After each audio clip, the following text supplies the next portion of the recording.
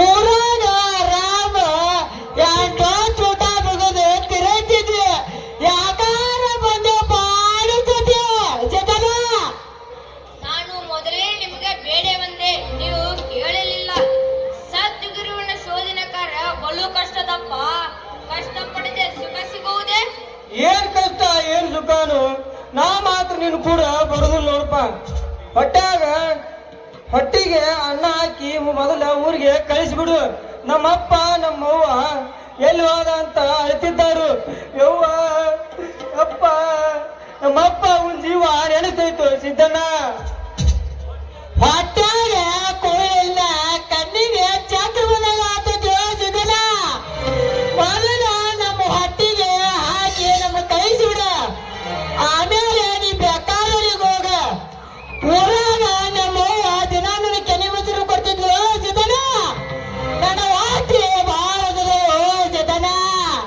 ನಮ್ಮಪ್ಪ ಮಗನ ದಿನ ಬೆಣ್ಣೆ ರೊಟ್ಟಿ ತಿಂದು ಬೆಳೆ ಅಂತ ಹೇಳ್ತಿದ್ದಳು ಸಿದ್ದಣ್ಣ. ಈಗ ಯಾರು ಕೊಡ್ತಾರೋ ಬೆಣ್ಣೆ ರೊಟ್ಟಿ? ಮಿತ್ರರೇ, ಹೊಟ್ಟೆಯ ಚಿಂತೆ ಮಾಡಬೇಡಿರಿ, ಮನಪೂರ್ವಕವಾಗಿ ಆ ಪರಮಾತ್ಮನ ಧ್ಯಾನ ಮಾಡಿರಿ. ಈ ದೇಹವನ್ನು ಅವನೇ ಕೊಟ್ಟಿದ್ದಾನೆ ಅಂದಾಗ ಅವನೇ ಕಾಪಾಡುತ್ತಾನೆ. ಬರೇ ನಿನ್ನ ಶಾಸ್ತ್ರ ಕೇಳಿ ಕೇಳಿ ಹೊಟ್ಯಾಗ ಕೂಳಿಂದ ಸಾಯುವಂತ ಬಂತು ಮಾರಾಯ. ಮೊದಲ ಹೊಟ್ಟಿಗೆ ಒಂದಿಷ್ಟು ಅನ್ನ ಹಾಕ. ಅನ್ನದಿಂದ ಪ್ರಾಣ ಅಂತಾರಲ್ಲ ಸಿದ್ದಣ್ಣ.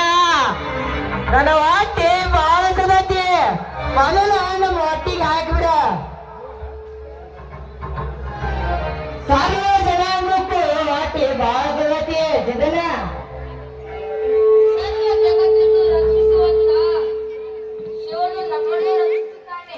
ಶಿವ ಶಿವ ಎಂದು ಸ್ವಲ್ಪ ಸಮಯ ಮಲಗಿಕೊಳ್ಳಿರಿ.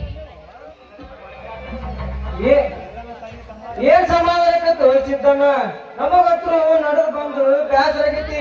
ಶಿವ ಶಿವ ಅನ್ಕೊಂತ ಇಲ್ಲೇ ಮಲ್ಕೊಂಡಿರ್ತೀವಿ, ನೀ ಏನ್ ಮಾಡ್ತೀವೋ ಮಾಡಪ್ಪ.